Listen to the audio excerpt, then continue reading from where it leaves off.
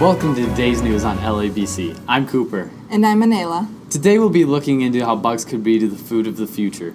But first, over to Anela on a local story involving windmills. In 2012, Consumers Energy constructed a $250 million wind farm in Ludington, Michigan, to come into compliance with a new state law requiring 10% of the state's energy to come from a renewable resource. In 2013, 17 residents who live near the windmills filed lawsuits against Consumers Energy, claiming the windmills caused a range of health issues. Savannah has the details. Thank you, Anela. If you're passing by a windmill on a calm day, you may not hear much of a sound, but on a windy day, that same windmill makes a sound loud enough to keep a person from sleeping. In June of this year, a judge ruled that the windmills were breaking the sound decibel regulations in Mason County. According to the plaintiffs, the sound from the windmills causes dizziness, sleepiness, headaches, nausea, stress, and ringing in their ears. Recently, Consumers Energy reached an agreement with 17 residents who filed lawsuits, but 2 new plaintiffs are now fighting consumers. The agreement between consumers and the 17 original plaintiffs is confidential.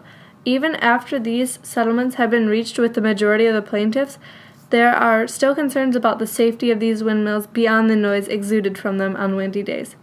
While the windmills are only noisy on very windy days, they're always giving off infrasound waves.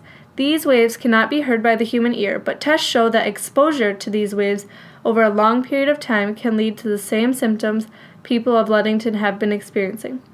While this theory over infrasound waves has not been accepted by the whole of the scientific community, it cannot be ignored. Back to you in the newsroom, Cooper. Are bugs the food of the future? Some species are healthier than cattle and take a lot less time and resources to maintain. Carson's on the story. Bugs are a commodity in many areas such as Asia, Africa, and South America, but why not in the U.S.? There are species of bugs that have more protein per unit than cows, but with less fat.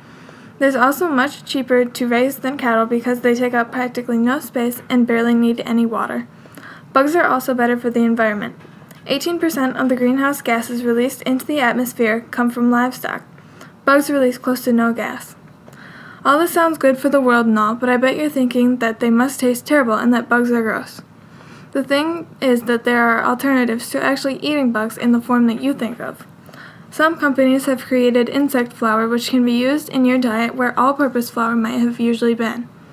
With all these benefits from eating bugs, don't be surprised if all this comes into mainstream in the future. Thanks for tuning into LABC News. See you tomorrow, Ludington.